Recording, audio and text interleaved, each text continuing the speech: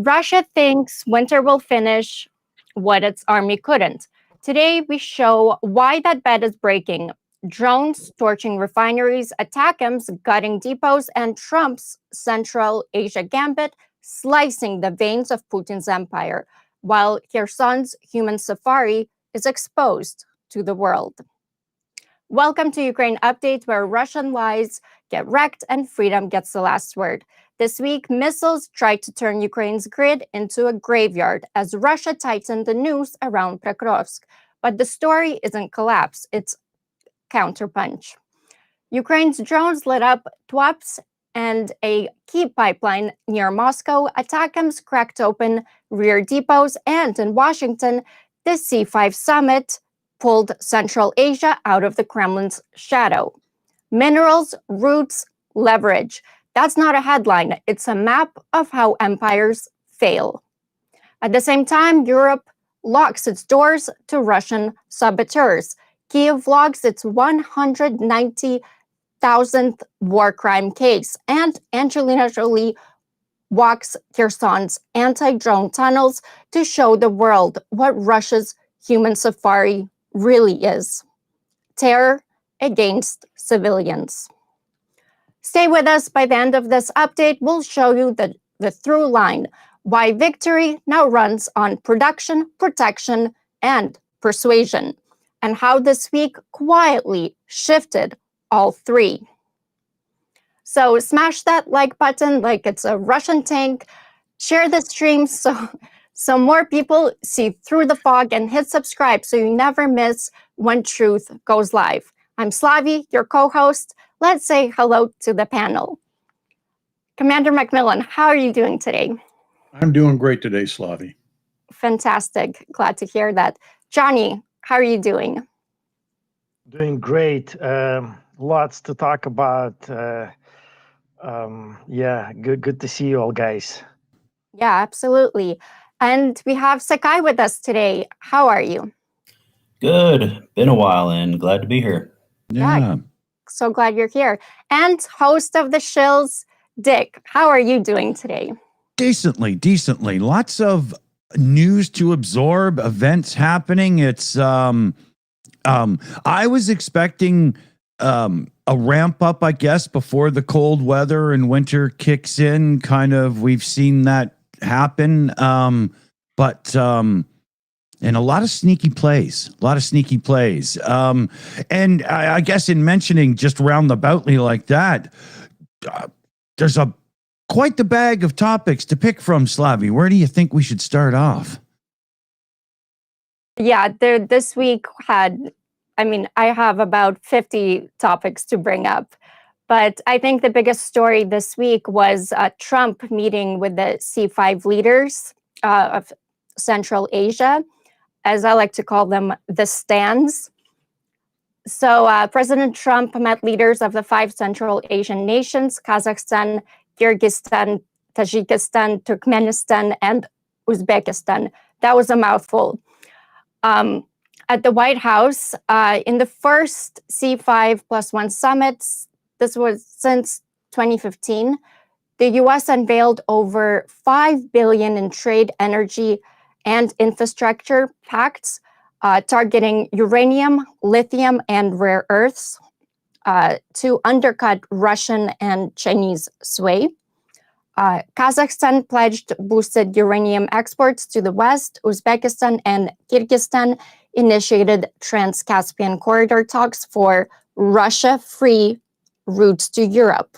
Trump framed it as independence for freedom's defenders. Nicely put. With Zelensky tweeting praise, writing, "This fractures Moscow's monopoly, vital for our fight." Yeah, very much so. You got to attack the cash pile, right? Yeah, I think it's a good move for Trump. Obviously, Russia and China have long treated Central Asia as their exclusive kind of sphere of influence. So now these countries are, they're important to Russia, but they're moving away and obviously towards the West. So this was a good start. It was a good deal. by Trump. Good move, good gambit. Commander. I also think it's a good move, unless Commander wants to chime in first. No, go ahead. Sorry. Yeah. I think it's a good move. It's a great move, but we have to acknowledge the fact that United States is not a solid partner right now. We are pushing away our allies. China and Russia considers those countries their backyard. There are long-standing ties that exist with all those countries, Uzbekistan, there's so much related over there between China and Russia. USA can get involved and they can pull those countries away.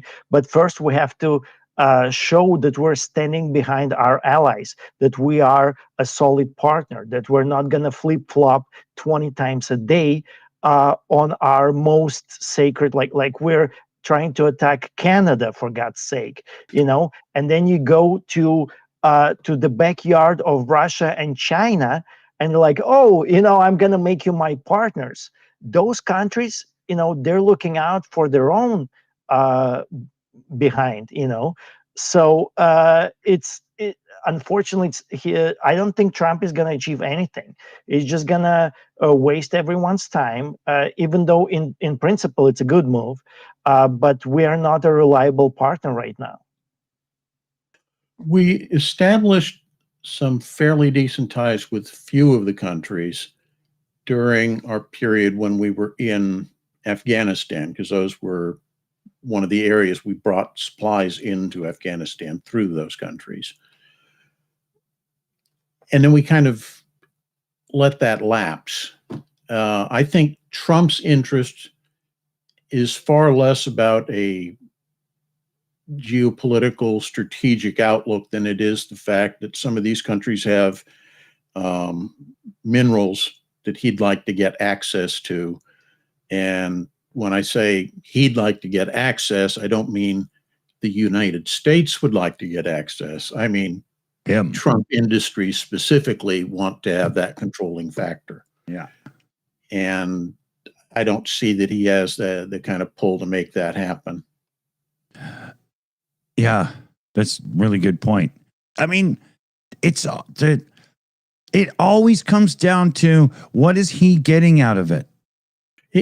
As people pointed out back before his first term, the guy is purely transactional. Yeah. He's not going to give you anything unless he isn't getting more in return. Yeah. So anytime he says he's going to do something, you need to look behind what the actual story is to find out. So, I mean, we could take this to extremes. I'm sure that there's money changing hands behind the scenes on this stupid, grand ballroom thing. Everything he does, there's got to be an avenue that gets him more. Yeah. Oh, That's yeah. all he cares about. Absolutely. I mean, the other thing I saw recently, and I do attribute this to the fact that they're CPAC buddies, they're, foreign nation leaders in this quote unquote illiberal democracy pact, the exemptions for Hungary on Orban's country that Trump is talking about when it comes to some of the economic punishments for Russia when it comes to oil and gas.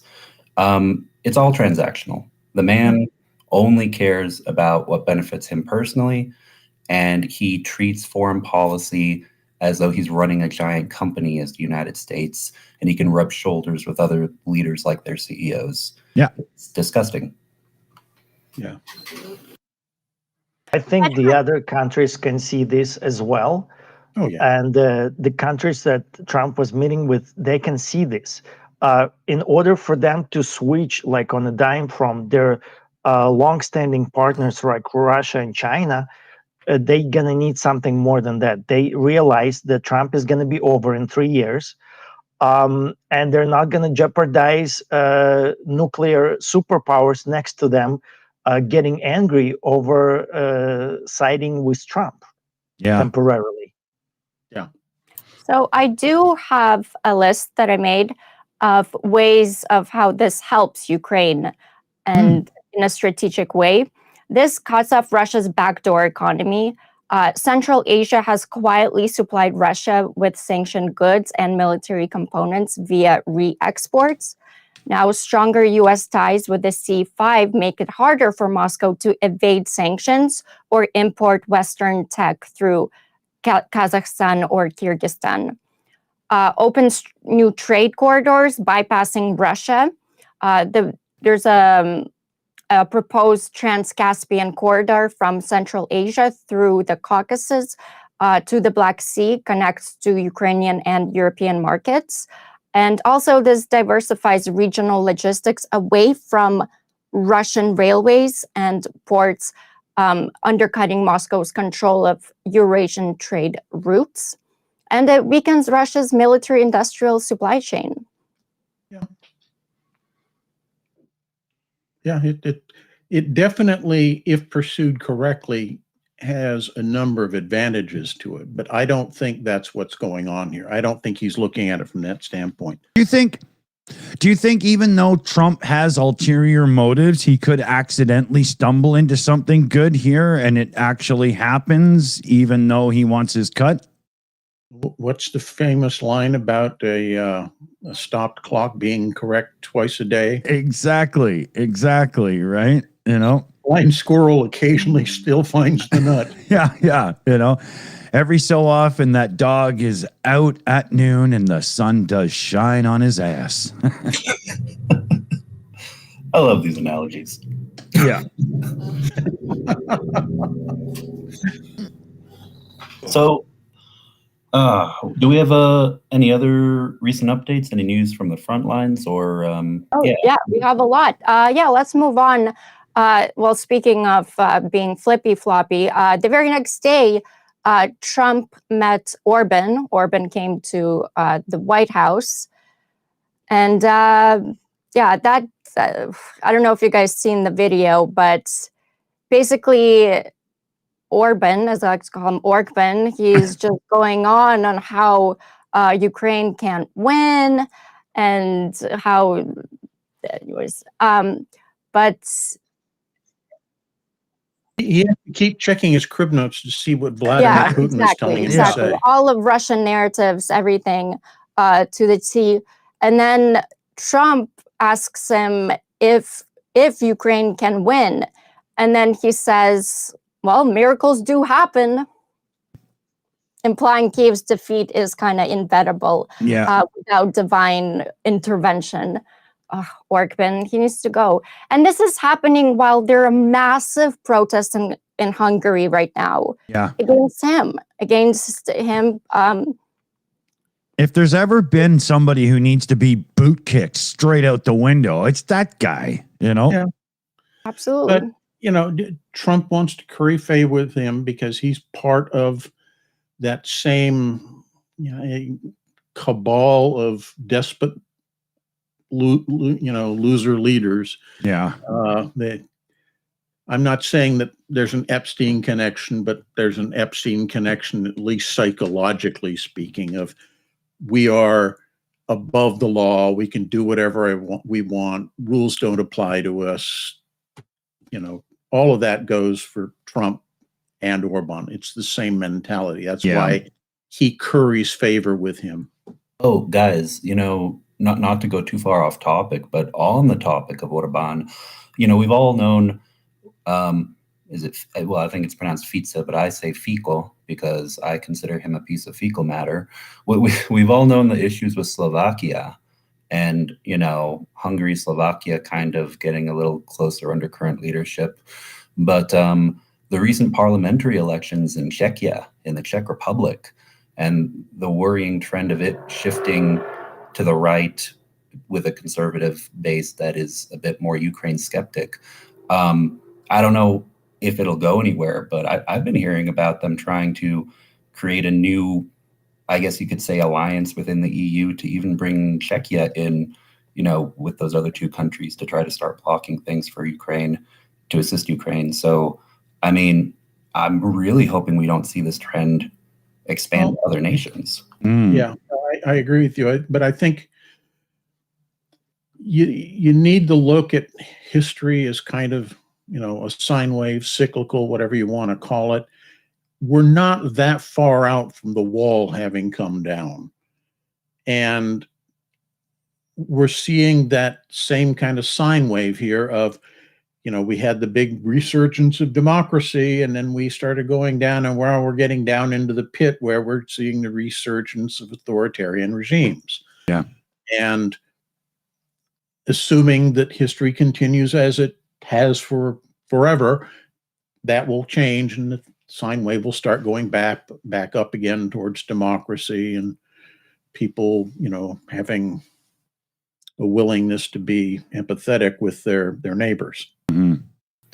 Yeah, I hope so. The only question is when that sine wave starts to recalibrate, Exactly. will it be in the wake of, a world war, a hot war, or a cold war, a la the, Velvet Revolution, the civil disobedience and pushback against the Soviet Union? Which way the pendulum will swing is what we're currently trying to figure out. Yeah. I mean, if you look globally, we're seeing a lot of kind of revolutions in countries, specifically oriented around young people getting really pissed off with the way the system is working, where, they're not being given a chance to get social, economic, and political influence in their countries. We've seen that in so many places recently. What was it? Nepal, I think, was one. I would say Madagascar. I would say you could put New York on that list a bit right now, Commander. Yeah, true. But I mean, it's more than just that. I mean, we'll talk about this in our show tomorrow, but there's other countries that it's happening. And when you see that kind of thing, you always see real harsh pushback and crackdown by the powers that be. Nobody ever voluntarily gives up power. It has to be taken. Yeah. With the guillotine. No, not necessarily with the guillotine. It doesn't even have to be taken forcefully, but you have to put pressure on people to give up power and wealth. And that's what we're seeing right now. Is absolutely starting to push that side of the equation back upwards. So right now, Russia is devoting a lot of resources to support people like Fico, like Orban, like anybody who is gonna try to come into power in their respective countries. So this resurgence of so-called despots, it's not an accident. It's heavily influenced by what Russia is doing right now. For example, we just talked about Fico. He was already a political kind of corpse. He already left politics, and Russia kind of revived him, kind of like Trump. Trump, he already had one term. He lost to Biden. And Russia kind of like with all the information campaigns that they dedicated to this matter, they brought Trump back. The same thing happened to Fico. Same thing is happening in every country in Europe right now. We just talked about what happened in Ukraine. In Moldova. And then, so it's happening in every country. In fact, like if we see like democratic parties winning, it's against of the general trend what Russia is trying to do. It's a result of some political struggle that we all have to fight right now. Yeah, I mean, you look at this from. I'm a historian, so that's how I look at things. Look at what happens in France after the French Revolution. All of the countries in Europe with, their monarchies, the Prussians, the British, the Austrians, the Spanish, all of them attack France with everything they've got because the idea of a more equitable form of government existing threatens the existence of those autocracies. Yeah. That's kind of what we're seeing going on here. Agreed. Before we move on from this, I just want to kind of lay out of how this toad is been really causing some insane problems for Ukraine. Toad being Orban. He keeps vetoing Ukraine's EU accession over fake corruption smears. And also, just to say, it's actually Hungary that's the most corrupt country right now in the EU. And he's also, he's blocking sanctions, and he's killing the 50 billion in aid packages to barter for his frozen funds, I guess. Yeah. But yeah, and then he steals EU money because EU keeps giving him money, a lot of money. He pockets Russian gas bribes as well on top of that. Yeah. So yeah. That's the classic pot kettle being called black thing, him talking about corruption in any way other than how he likes it. Yeah. I mean, I'd have to go back and look at recent articles I was reading, but it's already been bad, the media landscape, journalistic integrity in Hungary for a while. But I think that he owns all the media. There's absolutely no pushback. Orban absolutely controls all the media in Hungary. There's only two I can think of that give a degree of pushback. There used to be some consumption of like Radio Free Europe in Hungarian, but I think the funding was cut or it was officially blocked or something recently.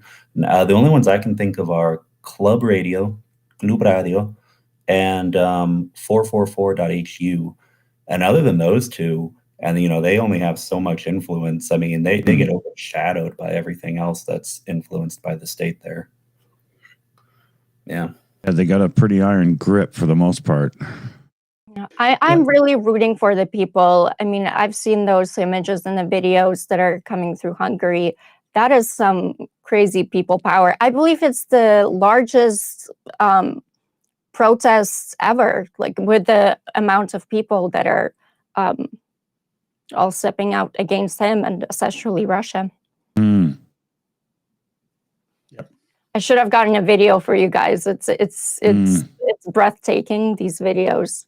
It's power. People's power. Yeah. Yep.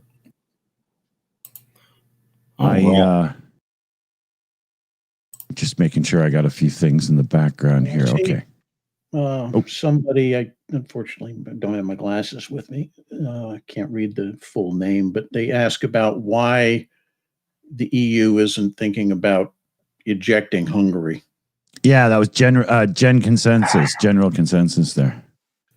I think the issue is that in an organization like that, the feeling is as long as you have them in the organization, you continue to have some ability to influence what's said and what is done in that country. If you kick them out, you lose that ability, that level of minor, admittedly, influence, but at least something. There's a bit of a enemies close thing. Yeah, kind of, but it's also, if you kick them out, they immediately have no other option but to join, I don't know if you want to call it BRICS or the reformatted, the Legion of Doom, or what have you. Yeah. No, the politics are fairly complex because I mean it is an EU problem of inaction. Because I mean, why don't they just kick Hungary out or really press down with harsher punishment? But also we got to remember a large portion of the natural gas and oil that flows to Hungary, it goes through Ukrainian soil. And, Ukraine could cut that off just at any point if it wanted to. It's there's obviously a lot of talking behind the scenes going on because It's a lot at stake, right? You know? Exactly. Unfortunately, Hungary seems to have people who are guarding it, and that is causing big problems for Ukraine and other EU countries. Mm. I just want to say Ukraine doesn't really want to cut the flow because of all the agreements that have been signed with European Union. And Ukraine wants to be upholding the agreements that it signed with Europe because Europe is helping Ukraine right now. And Got to keep your word, man, right? yeah, and what Ukraine has done, they actually bombed the pipeline that sends the oil through to Ukraine, the pipeline Druzhba, to Hungary, to I think Slovakia as well. So they bombed the pipeline. So now it's Russia's problem. So Russia cannot keep up that agreement. And the oil doesn't flow. We're not abrogating the agreement. We're letting all the oil that the Russians put in go all the way through. Yeah. So that's how Ukraine, gets to have its cake and to eat it too.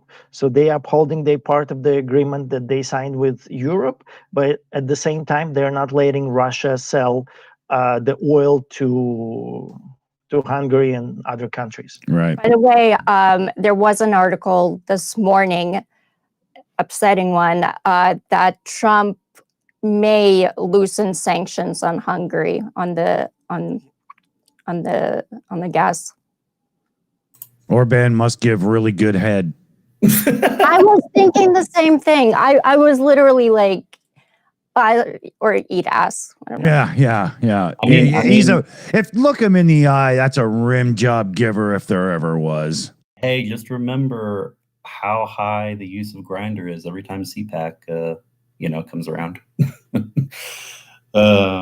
This all kind of ties to what's going on this week with Fico. He was gonna present something at a school in one of the Slovakian cities, and they canceled it because one of the students, an actual student, he got arrested. He wrote with paint on a sidewalk as you entered the school, how does Mr. Putin's D taste like? Yeah. And they were trying to clean it. It was actually the second message. He wrote the first one. They were trying to clean the first one, and he wrote the second one.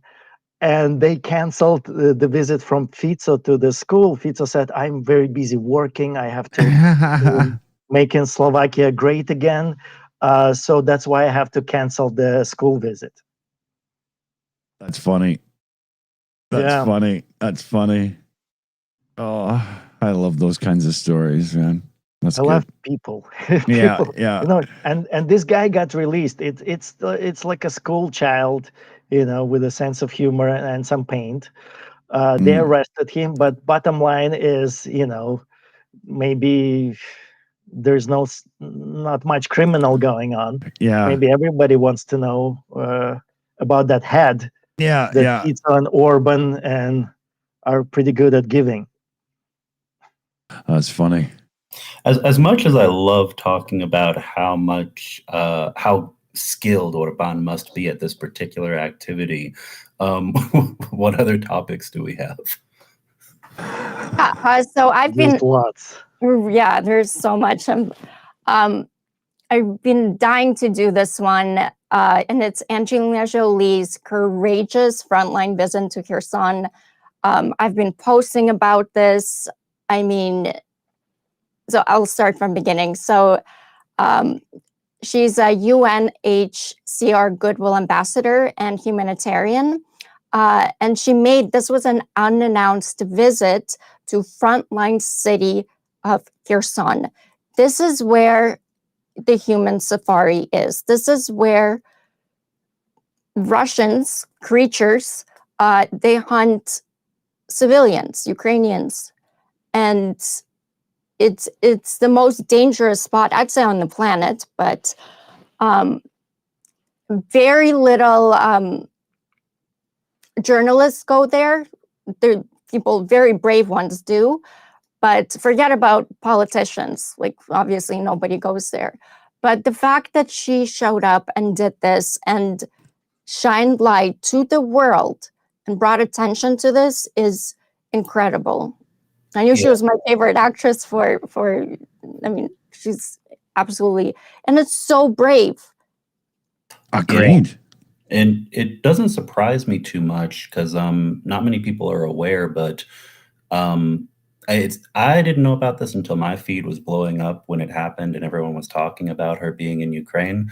But even before the war in Ukraine, she's been very active for decades regarding demining efforts and recovery in Cambodia after the terrors of the Khmer Rouge. So she has a long history of not being shy about visiting places where you can get blown up. Yeah, well, she has visited Ukraine after full-scale war started, but it was kind of brief and like Lviv. I mean, this was totally unexpected to show up. Like, it's the most dangerous spot. There was a story, kind of, I guess, funny story that happened.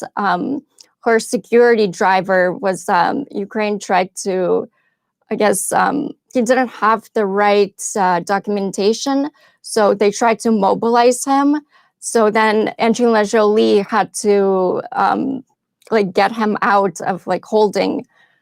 So yeah, I remember seeing some articles about that, and yeah, you know, a lot of Vogue style attempts to make it dramatic, but yeah, I don't think all it in was all, dramatic. I think it was more, nobody really said anything like, oh my yeah, God. Like, I think it's just kind of more funny. Yeah. yeah. But So the mobilization and recruitment center that stopped him, their job is to they do mobilization, but mostly they do registration. So just because they pulled him in for questioning and registration doesn't mean that he's automatically sent to front lines. This is a standard procedure, and she just had to go in to explain what was going on. But some people jump to conclusions that he was like on the route to the front lines already, which is not necessarily the case. So he was a Ukrainian military reservist. He was born in 1992, but he was lacking a valid medical deferment certificate.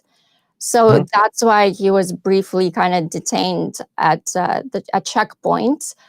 But it was very brief and it got sorted out. I honestly think it's funny that she had to go and bail him out. And it's worth mentioning that Russia is making a big point about Ukrainian mobilization and recruitment agency, that TSK is what it's called. As soon as something like this happens, and it can be on video, Russia pays Ukrainians to make those videos, to spread those videos. The general spin that Russia is putting is Ukrainians don't want to go to the front lines. They don't want to defend their country. And this is like one of those things as well. Even though it's an important lag of Ukrainian army, the mobilization, recruitment, and registration center. During a war, they have martial law, they have war with Russia. So obviously that's an important agency that's operating right now in Ukraine.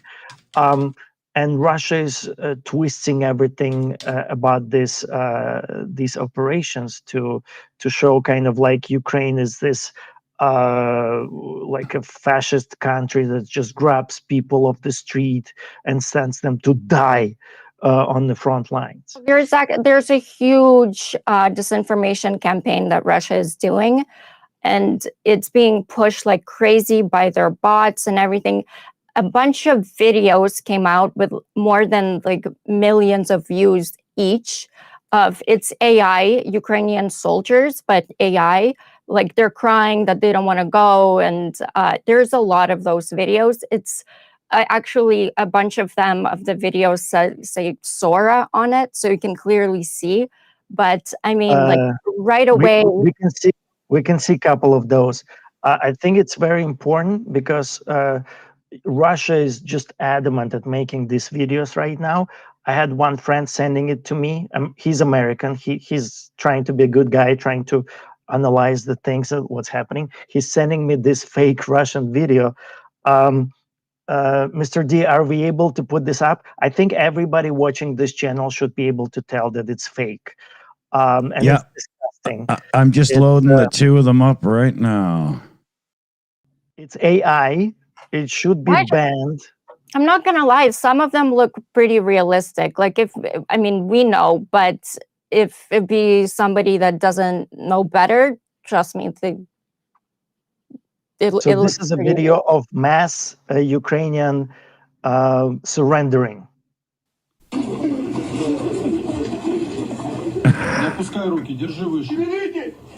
I mean, Sora is right there. I just was gonna say it's got the watermark. What the hell? I think what's so dangerous about this, and on TikTok, this is getting a huge bot push. I mean, the algorithm is pushing it, and its bots is probably one of their more expensive campaigns. Even the Russian troll in our live chat isn't that stupid, and he's stupid. So, you know. Well, somehow it works. They're getting more sophisticated than they used to be when they'd post stuff that was literally game shots from War Thunder, and try to say, here, this is proof that, you know, half the Ukrainian army was just destroyed in an ambush. It's like, there's dude, one more. People don't drive around battlefields with their name tag, you know, floating over their tank. There's one more here that Johnny sent over. Let me just put this up. Let's see it, just for the sake of, just so we can see what it's like. Yeah. Oh, come on now. Sora. It's right there.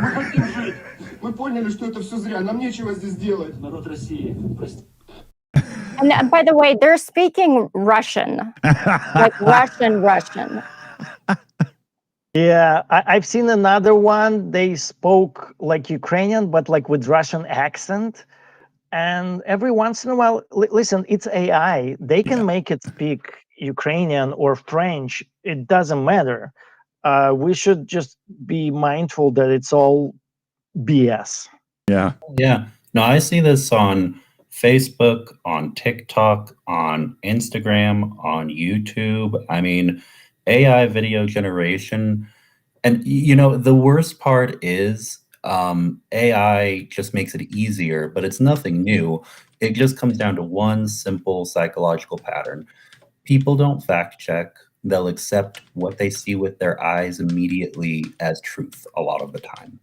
And so, the propaganda is just, it was rampant before, but in the last 15 years, oh man, it's gotten exponentially worse. Less than that in the last 5 years. Yeah. And as deep fake technology and AI stuff gets more and more sophisticated, it's going to become increasingly difficult to be able to discern what's real and what isn't. Very much so. Right. Yeah, we're going to hit a point where video evidence will not be admissible in a lot of courts. You'll have to have video and you'll have to have a witness for it to even be accepted, is my prediction. Yeah. I mean, it was only like a year ago that when you would see an AI thing, the person would have 6 fingers and blah, blah. And it's already advanced very quickly to the point where you have to look closer now. It's not obvious anymore. Yeah. Drone technology has remained stagnant since the start of the war. The more people use stuff, the more sophisticated it becomes. It's the normal course of affairs. It develops, people refine things to make it better and easier to use. Yeah. I recently saw a vampire Baba Yaga drone in person, and I just was going left and right all around it. And I was like, man, this thing is a little more sophisticated than some of the quadcopters I've held before. Yeah. I bet. So let me jump in. Go ahead. I just want to do a couple of shout outs because we started the stream with both Grunge Thing and Niles Knudsen redoing their memberships here. So huge thanks for everybody. That's very much appreciated. The member thing is huge, right? Channels love it. We love it. Thank you very much. And then Niles Knudsen also gifted out 5 Shills memberships. So second round of applause for Niles. Big shout, man. Thank you very much. And remember, if you're the last one to get gifted a membership here on the Shills, you get today's bar tab. So send us your info and I'll make sure to get the bills out to you. I also have a shout out from, I got a super chat from S. Walsh Gummer saying, love you all. Awesome. Thank you so much. We love you right back. Very much. Very Me much. too. So much we're- love on this channel. Yeah. Commander, you were. This is a story from Institute for Study of Warfare. I think is worth noting. I'm not going to read the whole multi-paragraph thing. Just a couple of highlights here. Layoffs at Russia's primary tank manufacturer. I'm going to botch this, so bear with me. Ural Vagonzavod, or UVZ, Perfect. which I will continue to refer to it as. Anyway, indicate that Russia may be struggling to balance civilian and defense industrial needs as economic restrictions increasingly degrade their economic ability to produce equipment. Streamlining management and administrative expenses, unquote, and has denied reports of a hiring freeze. UVZ announced on the 10th of October that it will shift some employees to 4-day work weeks starting in December, citing declining demand for civilian vehicle production. Now, read between the lines. They're already not producing civilian vehicles to begin with unless it's something supporting directly the economic sector, like trucks for hauling stuff. The fact that they're talking about reducing work hours, reducing and firing personnel, dropping by 10% or more, et cetera, from this facility, which accounts for over 75% of Russia's tank production, tells you how bad things are getting. It's also an explanation of why increasingly at the front, you're seeing fewer and fewer mechanized forces trying to make advances, and instead focusing on people on motorbikes, mopeds, and little dune buggies trying to get, through the lines, because they ain't got the capability. So this is kind of indirect proof that the economic sanctions are definitely having an impact if they have to cut back that level at the only place that really produces modern tanks for them. So I just thought that was interesting. On that note, should we talk about Pokrovsk? I think it's a pretty big topic. Yeah, unfortunately. So just to break down kind of what's happening right now, Russian forces infiltrated Pokrovsk suburbs like Alexandrovka and Gnatovka, encircling Ukrainian defenses after 21 months of siege, per ISW maps. Ukrainian counterstrikes in Dobrobylia slowed advances but cost 1,300 daily lives, orc lives. Zelensky rejected Russian media access to expose the crisis. Yeah, this is Pokrovsk, this year's Bakhmut. Yeah. Yeah. I also have a comment by Madyar, which he's a commander of Ukraine's drone forces, he said, "We lost 27 of our own. In return, we destroyed 24,895 Russian troops and 950,000 targets. That's 2 entire army corps. For Wow. every one of ours, 1,000 of theirs." End quote. Wow. Yeah. So I think that's a slightly exaggerated statement, but not hugely so. yeah, anytime when we have- Ukraine, You have to face up to the reality. Ukraine is losing troops. They're losing ground because they are losing troops. The Russians are simply more willing to kill off effectively an entire generation in order to gain, a couple of feet, a couple of meters to meet Putin's demands for some victory to hang on the It's walls not outside the an Kremlin. exaggeration to describe the Russian army like orcs or an army of, conscripted peasantry. I mean, you spend a week in Tuva in the Russian Federation, you will realize that they're banking on the fact that lives are expendable and people are just conditioned after centuries to go through the worst bullshit. Whereas Ukraine actually values the lives of their soldiers. Very much. also a lot of times when Ukraine is putting out these figures, I actually tend to think that Ukrainian figures are quite accurate, because it's the first response is because Ukraine is involved in the war. You want to think that, of course, they're exaggerating all these figures, but time and time again throughout this war, a lot of times these figures have been confirmed by independent analysts, in UK, in United States, and stuff like that. The city of Pokrovsk has had population of 50,000 people. It's like a very large village or a very, very small town. My town's smaller, and I know how small my town is, right?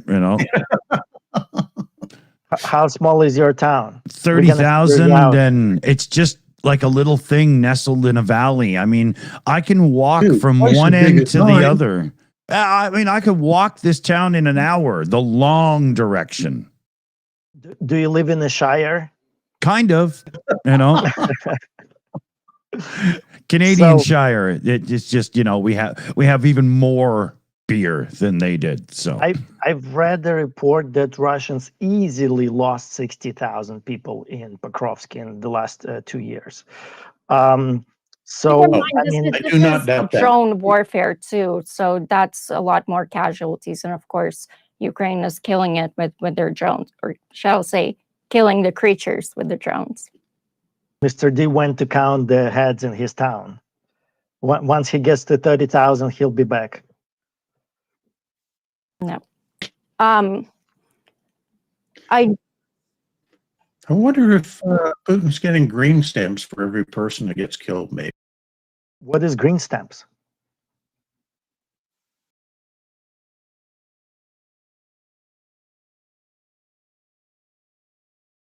In stamp books, and then you could trade them in to get product. Back in kind of like Mm. a buyer's incentive program, if you will. So back in the Soviet days, when they tried to turn other things into money and learned that didn't work very well. Yeah. I do want to mention why Pokrovsk is why Russia does want it, because it's a railway.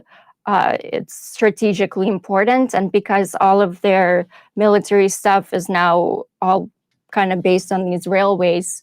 So that's why Russia wants it, but Ukraine will just blow it up, most likely, if not already. Yeah. But it's for their Russian logistics. And isn't it also like one of the last remaining towns of any significant size in Donetsk Oblast that isn't firmly under Russian control at this point? I don't know, possibly. I know that Russia has not Hello? captured any. Oh, he's Russia. got a Can you guys hear me? Commander. Reflip in if you're not hearing Johnny. Reflip in. Yeah, refresh. Yeah, here he goes. Okay, go ahead there, Johnny.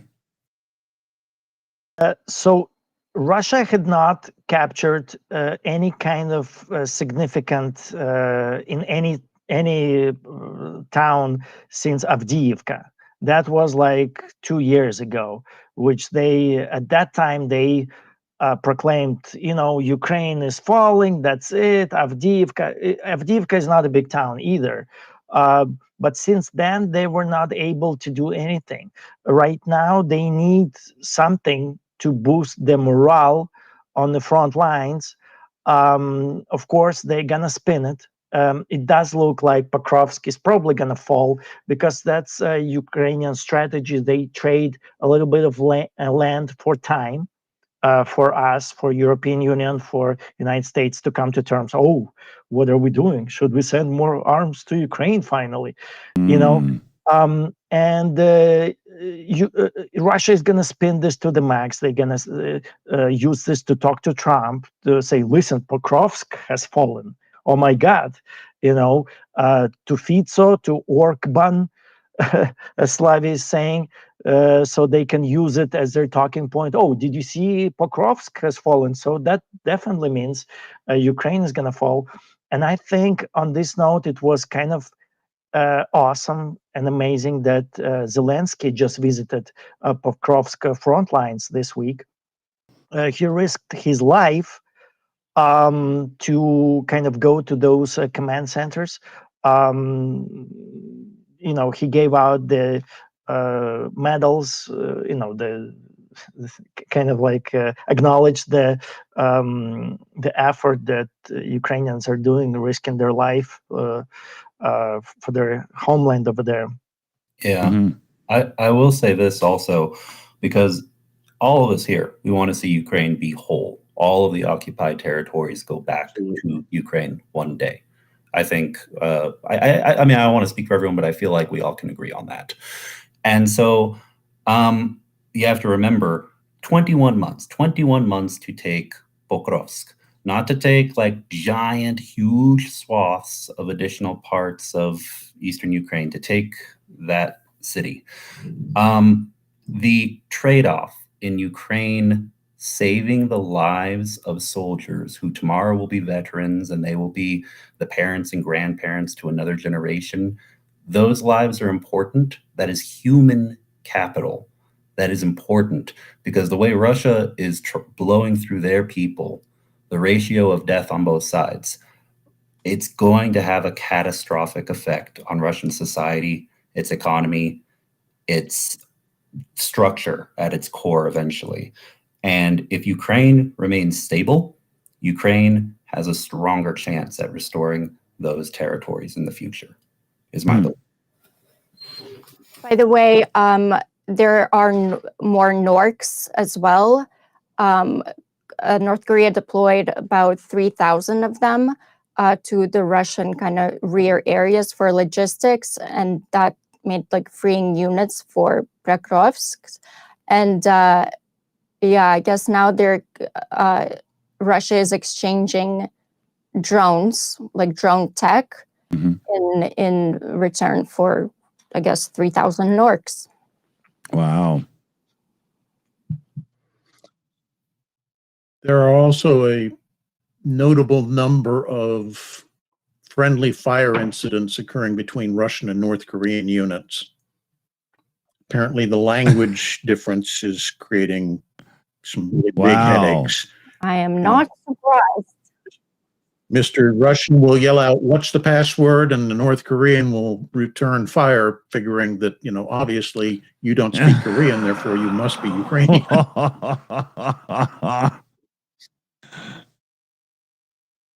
No, I'm serious. It's bad enough that Institute for Study of Warfare has commented on friendly fire incidents between North Koreans and Russian troops.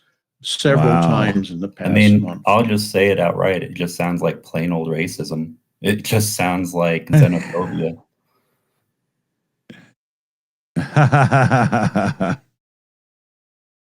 Yeah.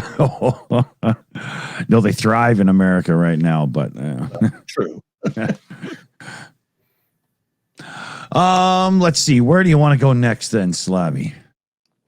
We do have questions. We can go to questions. Good idea. Good idea. What are we like? Just coming up on an hour in, so your timing is impeccable. Thank you. We have a question from Broadcast Cat saying, Orban is asking Trump to help him win the next election. Is this sign Trump is the only person to rely on supporting him? Yeah, Orban doesn't have friends. Of course, Trump is the only one. Yeah, I struggle to think of anybody who would be standing up for, I can't think of anyone currently in power, but I mean, I want everyone here to remember that this is politics. Things change quickly in countries, as we have seen with the United States. Yeah. There's the connection of, talking US and other nations in France, the Heritage Foundation now pumping support into National Rally in France, US-France far-right connection there. There's, like I mentioned, the parliamentary elections, some worrying changes in Czechia.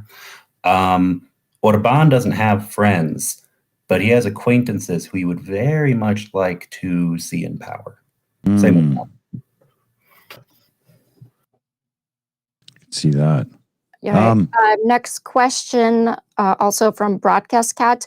Can you ask the panel if they have heard of the recruiting process Magyar Birds is conducting 1 to 1,000 kill rate? Yep, we talked about this. And openly requesting those who don't want to join the army can join.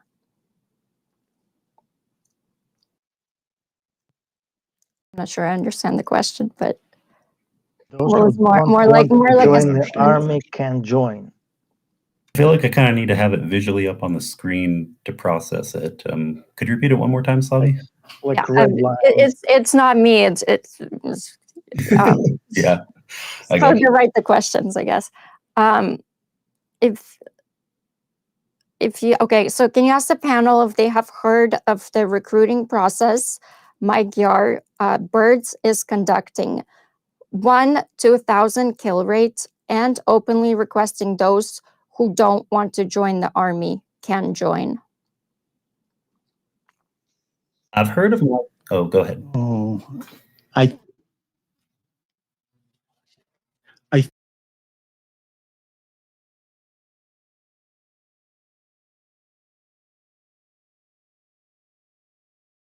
who have skills as video gamers being encouraged to join as drone pilots, basically.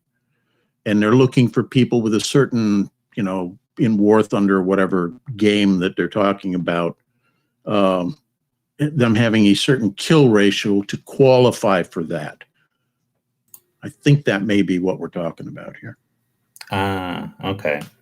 Well, I mean, if that's the case, I mean, I do know that drone warfare has made it so that you can have someone who, I mean, at the end of the day, it's physical, it's mental, it's emotional. There's a lot of aspects to being a soldier. It doesn't really matter. Well, I mean, it does matter, what role you're taking on, but,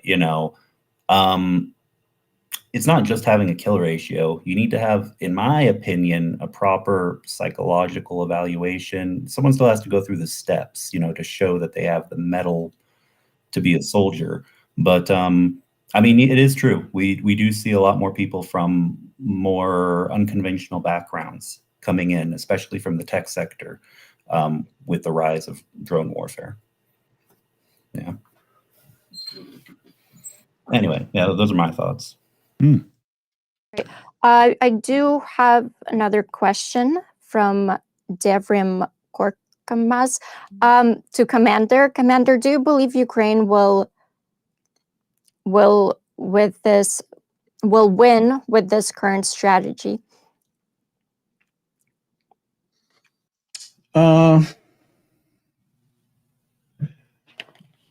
That's a tough question to answer. The question of what the strategy is, and I'm not exactly sure what you're referring to, but I think you're talking about the strategy of basically trading time and space for Russian lives, hoping to grind the attrition to a point where it's non-sustainable for the Russians. If that's what you're referring to, I think it's a strategy that can work, assuming that international will to continue providing support to Ukraine and Ukrainian will to continue to resist over a long stretch of time is maintained. If either of those two elements falters, then that puts that strategy at risk. Does that make sense? Indeed. I agree. The only thing I would add is, I think you said it perfectly, just what do you define as a win condition? What do you define as winning? Yeah. I mean, that's the big difference. If you're talking about will it work to get back all the territories, completely push out Russia, a full absolute military victory, no. But can it create the conditions for Ukraine to one day be whole and have the territories again? I believe it can. But, that goes into a lot of what ifs and trying to predict the future. So, yeah, I guess it depends. And a lot of it is really domestic Russian politics that will decide the outcome. Good point. Less than what's occurring on the battlefield. Russia has to balkanize for Ukraine to be whole. I do believe that with my heart. I totally agree. Mhm. Putin has to go away. Somebody else has to come to power that's willing to say that, look, these ethnic minorities that we've been ruling as vassal states for so long in the Russian Empire, they need to be given the opportunity to exit and live their own national existences outside of ours. Yeah. It's a huge ask, but I think it can happen if sufficient pressure. But it's not something that we're looking at having a resolution to within the next, year, 2 years. It's going to drag on until basically Putin has to exit stage left before anything can really change. Yeah. I want to also mention two things on this. There's a right way and a wrong way to ask this question. Ukraine is trying to survive right now. You have to remember that the way this war started, Russia was going to conquer Ukraine in 3 days. Yeah. And it's been 4 years. According to Russian, Yeah. It's a long 3 days. According to Russia, they were trying to denazify and demilitarize Ukraine. Those were the two goals that they posted going into Ukraine. They were packing their parade uniforms because they were going to parade 3 days later on the Kiev streets. They were inside Kiev. There were tanks, Russian tanks in Kiev. This was repelled. About 50% of the territory that Russia originally captured was liberated. The war changed its flow several times. What the war is right now is we can see a clear path of how Ukraine is just destroying the Russian oil capacity, which is like the wallet. You cannot continue. Yeah, you cannot continue the war without that. Russia needs money. They have to pay their people who are signing the contract to fight. And as a result, we have seen recently that the payouts to the people who are signing contracts in Russia have started declining. We have seen figures up to 4 million rubles, just a sign-on bonus. The biggest one right now is 800,000, which is a big decline. They just don't have the money. They are laying off workers, like Commander said, in Ural Vagon Zavod and other. I mean, Ural Vagon Zavod, that's huge. That's like, it cannot happen. It just cannot happen for Russia. But there's others less significant that are also laying off workers. They had so the that's lights one part turned of it. off. They had the lights turned off at the one. My mind's drawn a blank. Damn it! But yeah, you know. Yeah, the power stations, right? Yeah, I mean that's all part of it. And another thing I want to mention, the second part. Russia is in a constant state of collapsing. Russia needs to expand. Russia needs these wars. They're always trying to attack a small kind of country. They did bite a big enough chunk with Ukraine, but usually they try to go for something smaller to keep Russia together. It's not an accident that it's the biggest turd on the map of the world. It follows its specific strategy that it's been implementing for hundreds of years. Russia has to do this, and if they don't succeed, which they don't sometimes in history, they keep breaking up. Right before Russia attacked Ukraine in 2014, they had massive ethnic kind of breakouts within Russia, which were completely subsided when Putin attacked Crimea and successfully conquered Crimea. There was an uprising of Russian spirit. They call it the Russian Spring or something like that at that time. And all of the ethnic kind of quarrels within Russia were being quieted for the time being. Now, with the successes of Ukraine on the battlefront, all of those people kind of start to wake up again. And we can see, it's just, imagine 1988, right? Nobody could ever imagine that Soviet Union would break up. Would that be fair? Or at least 1985? Yeah. Would anybody say, like, in 5 or 6 years, Soviet Union would break up? That's... Oh, go ahead. I was going to say, I think there were probably two camps of people. One who thought, oh, neither one will ever break up and they'll just keep struggling forever. And other people who thought either the Soviet Union will collapse or America will collapse and American allies. So, I mean, I agree with you, though. Things happen slowly at first and then very quickly. And that's just something we see repeatedly in history. Yeah, I think a lot of people credit Reagan with figuring out that we could simply spend the USSR into oblivion. They didn't have the ability to continue economically to maintain that pace of competition with us. I don't think in reality he had any clue that's what he was doing. I think he was trying to do something else and accidentally stumbled onto that. But yeah, I think that there's a lot of truth to the statement that nobody saw this was going to be happening in 89. We need the Reagan lovers. Yeah, remember. Oh, sorry. All praise Saint Reagan. We do have two really fantastic questions coming in. One is from the AI Alchemist asking, this is a question for the panel. What's the more likely Russian economic collapse or uprising from the populace? Economic collapse. Yeah, that you will not get a Russian popular uprising. Listen to Commander.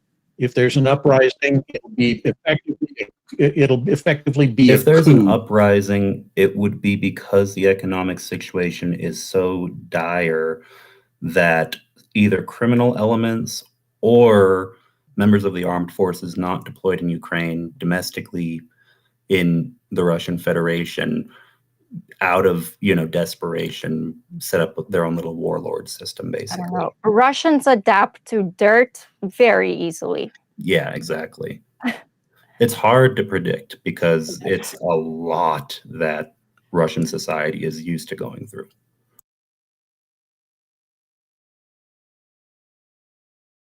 Mm. I do want to do this news, and because it's everyone's talking about this. Lavrov is missing. He hasn't been seen anywhere for a couple of weeks. He was a no-show at the G20 summit. Lavrov, the sad horse, for those Yeah. who are not sure, the sad horse, Putin's favorite horse. yeah, Putin's favorite horse. This is huge because Putin's favorite horse is also Putin's pit bull in a way. He's like the go-to guy for everything, and he's been around for like last 20 years. And last 20 years, look what Russia has done: Georgia 08, Crimea 2014, Syria 15. So for this horse not to be around is pretty huge. It does show cracks and something big is happening. I really hope he doesn't show up, but he also might show up and like nothing is, the facade is back on. But right now, the facade is cracking, and this could be a sign of, a collapse, I think. I hope there's some facade cracking underneath some very, very tall building in Russia. It's also worth noting that the age of the current cabal of rulers in Russia is pretty up there.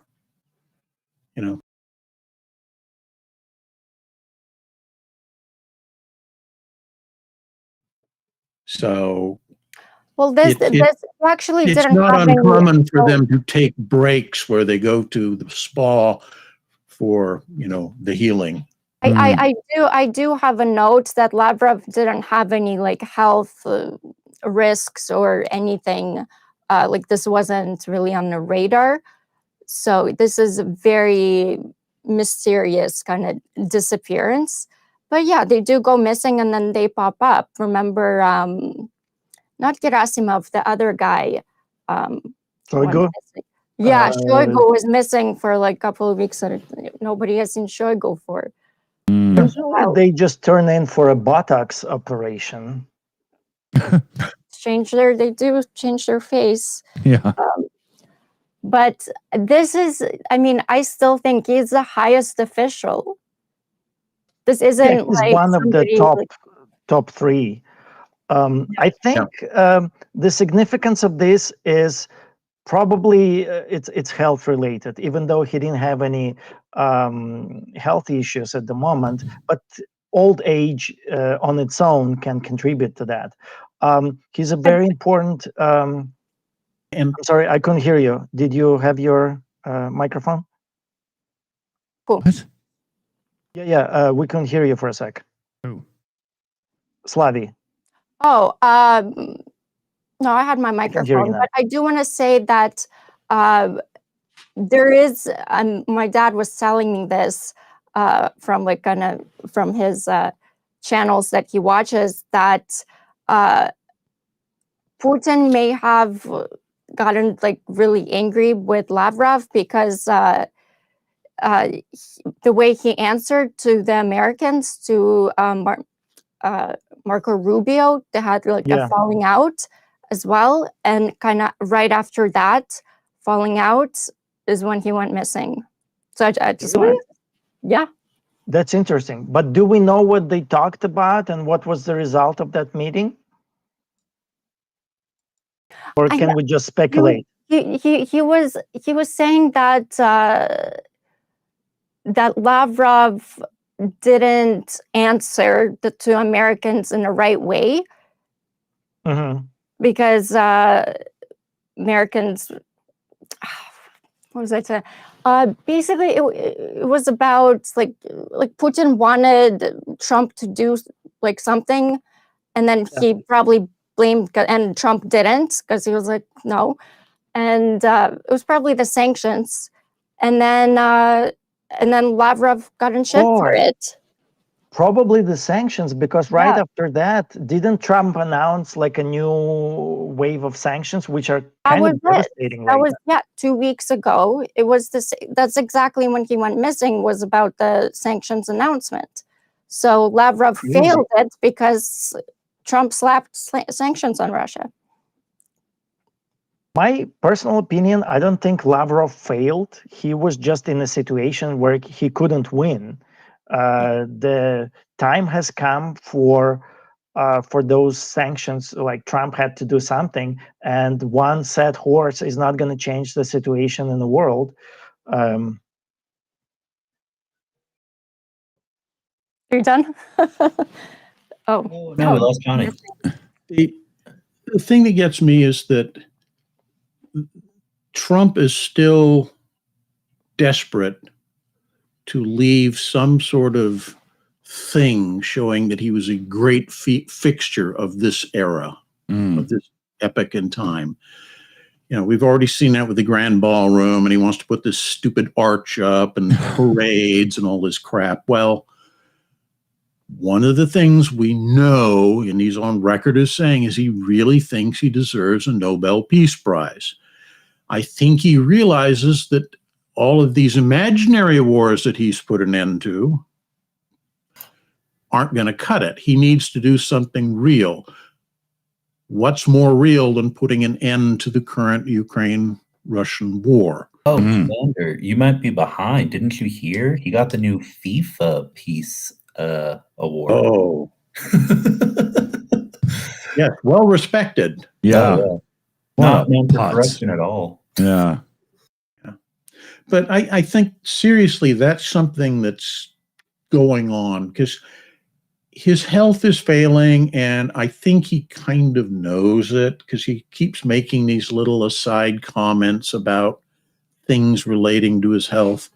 I think the notion of legacy is very much on his mind, and I think that's possibly one of the reasons that he's willing to adapt this strategy of, you know, big carrot, big stick, trying to convince the Russians to give him what he needs to get. Yeah. I don't think he really wants peace. I think, honestly, he'd be doesn't give a shit. Delighted if the day after he gets his award, they go back to full-bore war. But he needs that for his tiny, you know, sesame seed sized ego. World Citizen in the chat beat me to it, but I was going to say Trump can feel the Grim Reaper literally breathing on the back of his neck right now, it seems to me. It's the back of his hand where that permanent chunk is for his IV. You know what that is? Oh, have you seen the pictures of that? It's that's just incredible. And the fact that they go to such lengths to try to cover it up. I've got the whole hand thing figured out. It's that new bathroom. He keeps banging his hand off the marble that's right at the window, you know? He's trying to make sure his hand doesn't go up into public, you know? Have you heard the latest speculation? One of the things that people have noticed is that the decor in the hallways in the West Wing, where the Oval Office is located and such, is that the door into the Oval Office is now decorated with gold leaf embossing and a big sign that says Oval Office. And they figure need this because the guy literally can't find his own freaking office. Yeah, Commander, I got to tell you, being an American in 2025 must be what it felt like to be a Roman citizen under Nero, or a Holy Roman Empire, maybe a Bohemian citizen. Yeah, I love this picture. Yep, under Wenceslas. The dissecting that incident when it went down. That was Kennedy does this mad dash to get out of the room to be nowhere near it. Quick, Yeah. so quick. And then Yeah, he I was mean, nowhere the near guy to has be a found. teleporter built into his belt or something. You'd Yeah. think he would be like calling someone, but he didn't come back to the Oh, he fled. I mean, Yeah. terror. Yeah. And it, Dr. Oz, I may not have a lot of respect for the guy, but at least he went and tried to help. Yeah. And then Trump standing there like, Bozo the clown on drugs. there's a hint of, I can't believe this asshole is ruining my press conference in his eyes, like he's actually pissed off at the guy. There's so much irony in all this, and this whole scene. I watched it like 20 times. Mexico's asking what happened here. So they were doing some press thing in the Oval Office, and one of the people that was there to, be present for whatever he was signing and handing out pens on, got dizzy and collapsed. It's not something that's unusual that happens, because you end up standing around for long periods of time, and if you don't know enough, you may let your knees lock up, and you'll end up with oxygen starvation in the brain, and you collapse. Mm-hmm. It's very common. So he was a pharmaceutical guy that collapsed. Yeah. So the guy falls down, and immediately everybody starts reacting to, can we help you? Except for RFK, Ronnie Gump. RFK, who literally, as I said, he like teleports out of the Oval Office faster than you can blink your eyes. Yeah. And Trump, who stands there like he's doing while everybody's trying to help this guy, looking just like,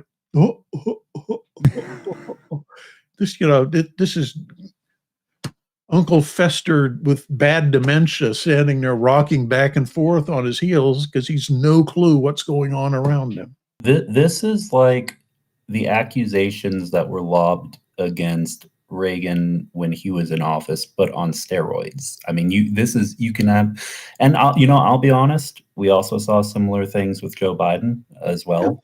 But I mean, it's just, when will America not have a geriatric president again? Okay.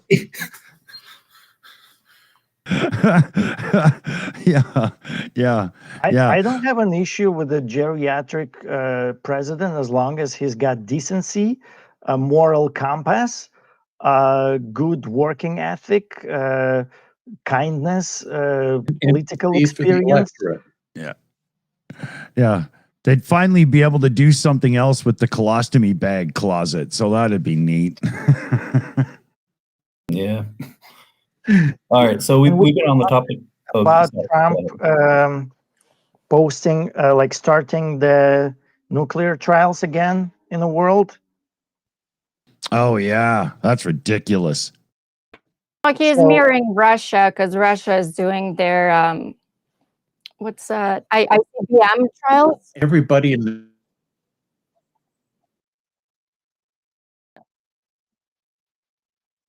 Yeah, this is huge. So without consulting anyone, Trump posted on Truth Social that he instructed the Department of War to start testing our nuclear weapons on an equal basis, as he said. None of that was true. And also this was in response to Russia and China testing out new delivery methods. Like Russia announced they have this Poseidon, and the other one with a nuclear reactor as a delivery method, not as an actual warhead. And this started basically Russia and China. They paused in awe for a couple of days, and then they came out with their own statements saying this is great. Basically, Russia's defense minister said, Putin said that they will start doing nuclear tests. And Russian defense minister said that in view of Trump's statements, even if American side will avoid giving official explanations, this will change nothing, because if Russia doesn't start appropriate measures right now, time and opportunity for timely response will be lost. So now Russia says they have to test nuclear weapons because they are victims. They're poor things just reacting to the evil world, which Trump might be a part of. This is just incredible. China is on the same page. They're basically high-fiving each other right now. This is the biggest gift that Trump could have given our enemies, and he did it like without consulting anyone. And this is gonna. It's already made our world much more dangerous. We don't. Nobody needs nukes doing anything. Nothing. Just no. Last time Russia was testing nukes was in 1990, and United States in 1992. Can you believe that it's going to happen right now for sure? Yeah. Like Russia and China are not backing out. They're like, oh no, we cannot pass up this amazing opportunity. Yeah. Unbelievable. I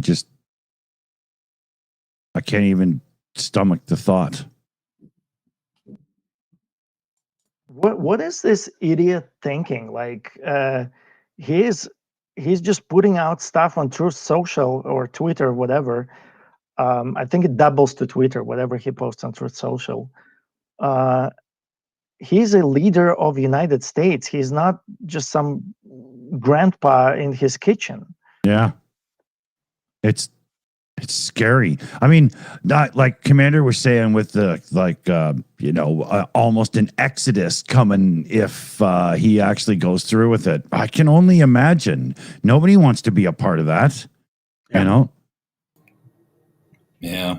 At what point, with a person like Trump at the helm, at what point do we see countries just move away from treaties about preventing nuclear proliferation? You know, when do we see Ukraine, Canada, Mexico? When do we see more countries? I mean, literally, bad leadership makes the world more dangerous in more ways than one. We're seeing it. You're not wrong. But he was such a successful businessman. Yeah. Well, bankrupt the casino. Yeah. Yep. Yeah. Can't even pay his contractors half the time. Useless moron. He's just a crook. Deep down in his soul, he is a crook who doesn't care what he does to anyone else as long as he's rich.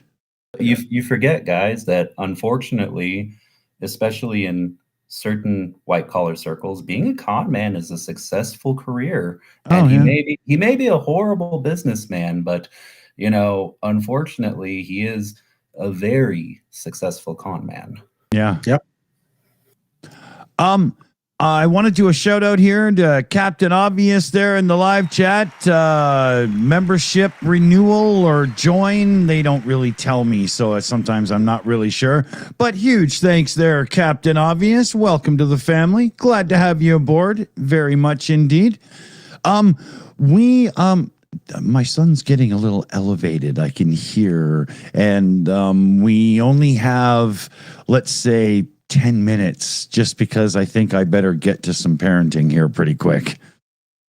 We do have a troll question. Troll is kicked out, but I think it will be maybe good to answer it just for the grand finale. If anybody wants to push back on this, go ahead. The Russians have taken 20% of Ukraine, yet the Russians have a terrible army and fight with shovels and steel washing machines for parts. So what does that say about NATO? Well, NATO's not in the fight, so I don't understand the question. But, do you also believe the Earth is flat? Because I wouldn't understand those questions either. This just sounds like projection. I mean, I'm pretty sure one side has been using donkeys and horses in the war, and it ain't Ukraine. They're going to be doing the full Monty Python thing with coconuts soon. Yeah, they've been going back to, 1800s. They have a cavalry and everything. But I think the kind of what I wanted to push back on here kind of is how Russia is losing. And I mean, they lost more than 1 million dead orcs. They can't take they can't take a big city. They've just finally encircled Pokrovsk. We talked about it earlier. I mean, the reason why it's going on for so long is because Putin keeps mobilizing them, but they're all dead. So I mean, I don't know what this person or this troll what kind of news is reading, but it sounds like Russian kind of mill blogger news. Yeah, but it's also important to note if the attempt here is to compare, well, the Russians took 20% casualties, of their whole force during this war, and what would happen if they were up against NATO? Well, if you're trying to say Ukraine is a NATO proxy, it really isn't, because they started the war with Russian operational and tactical doctrines, and 95% of the military equipped with former, largely out-of-date Russian equipment. And the Russians, conversely, outnumbering them hugely, threw their top-line equipment into this fight and still took these massive losses for almost no appreciable gains. Yeah, I mean, your average snail moves faster than the Russian military. Yeah. It's factually true. Yeah, and to put it in context, a lot of what is considered, occupied territory that the Russians gained, they gained that prior to the war in these proxy fights that were going on in Donetsk and Luhansk, the separatist uprisings, which weren't really uprisings. Also, on the 20% of territory, when Russians' full-scale invasion happened, they had more territory than they do now. Yeah. Than they started with. Oh, yeah. In some places. If there's a couple of minutes for me to chime in, I just want to say thank you to this person.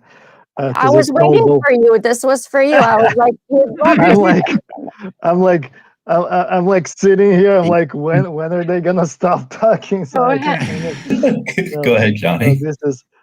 This is incredible and amazing, and it is so good that we get to do this, because we have people watching, we have people tuning in, and this is an exercise in how information works, how Russia thinks, how they think, how much or how little they think of people's thinking abilities. A lot of this is designed for very, very underinformed, stupid, dumb people, or maybe somebody who is just not knowing anything about for those that are kind of uneducated. Yeah.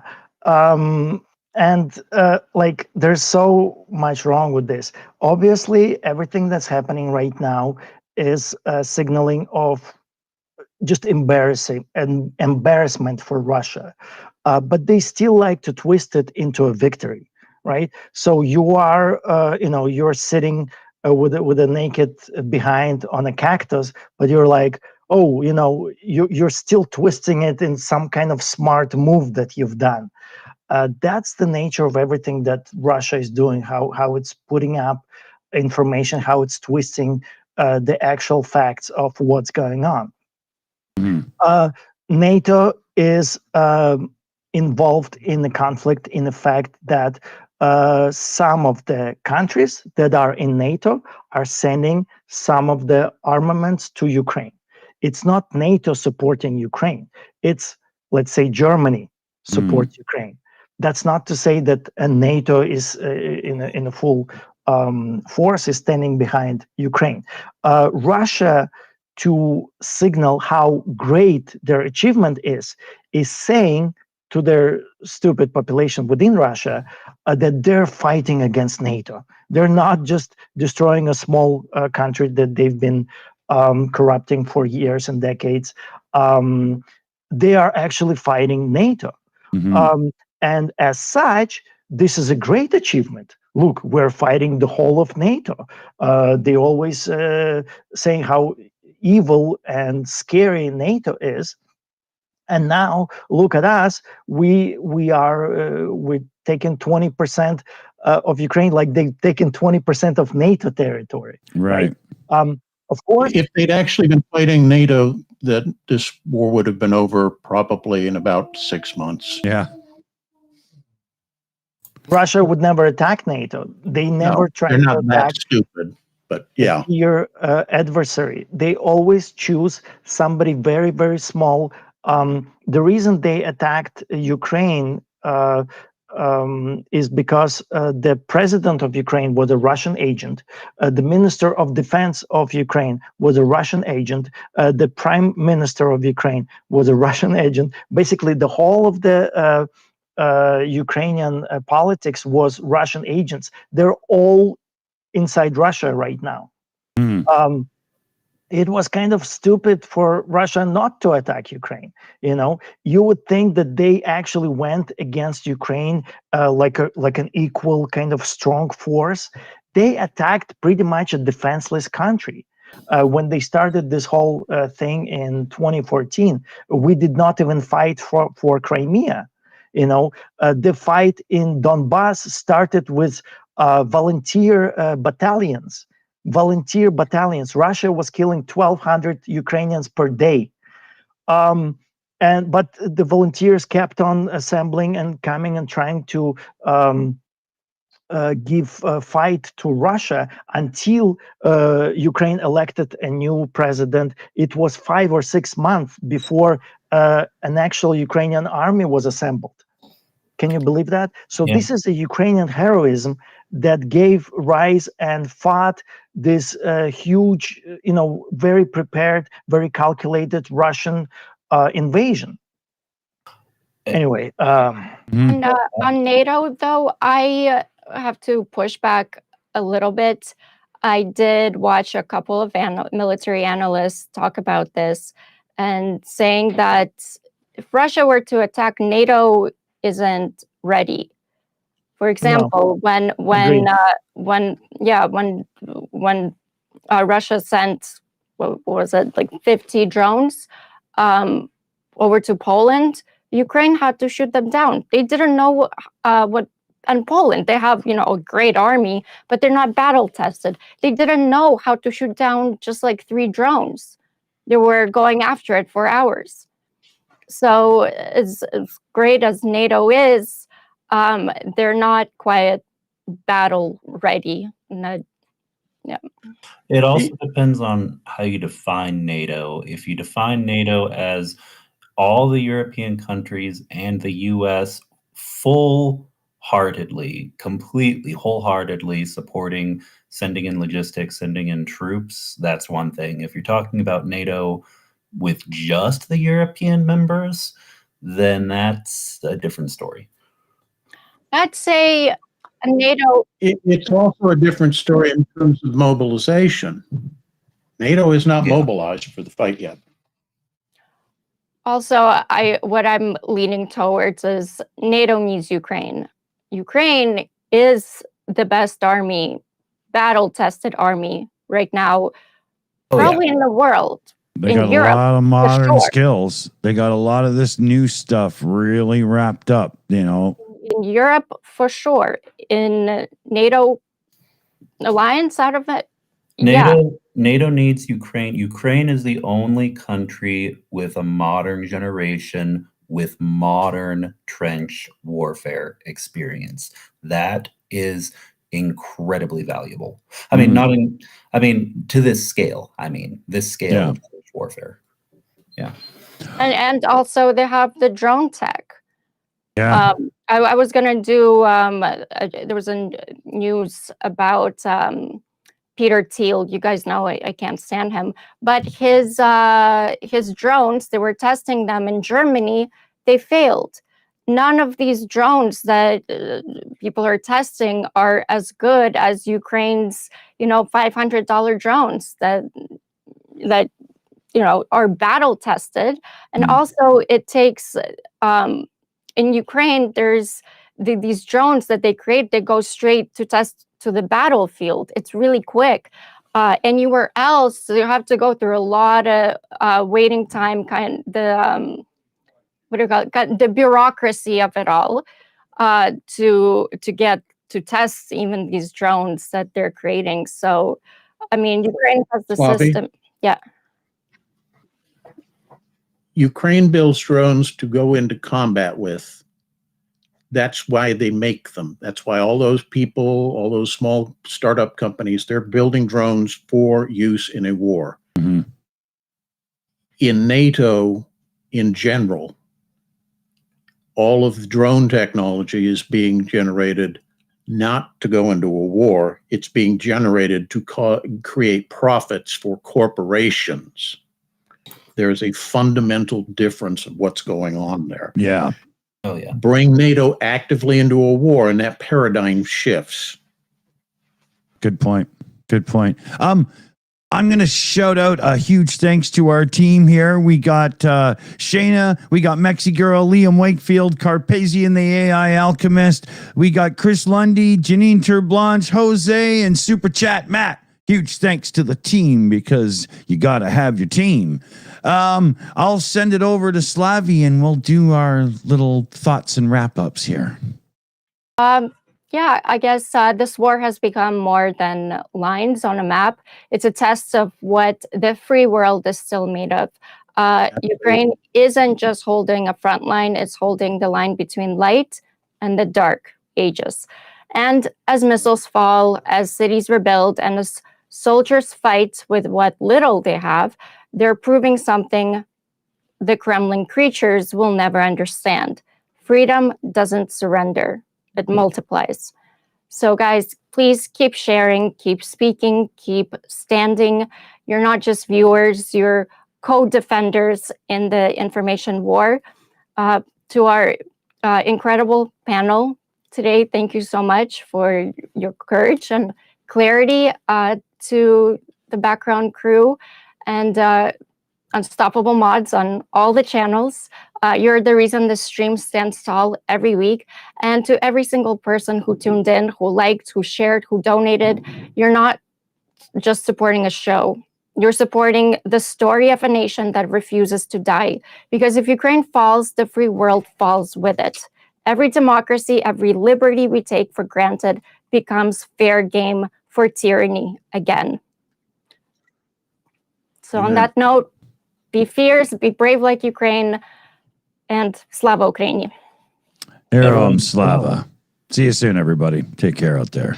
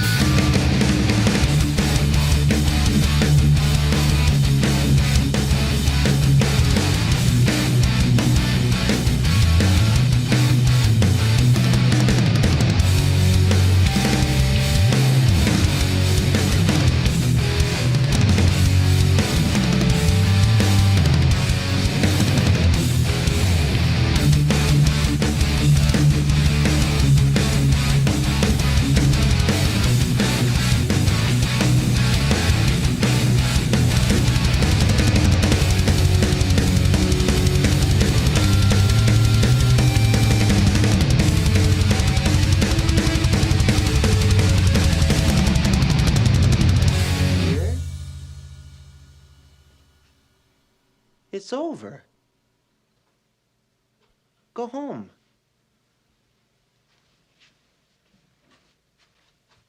Go.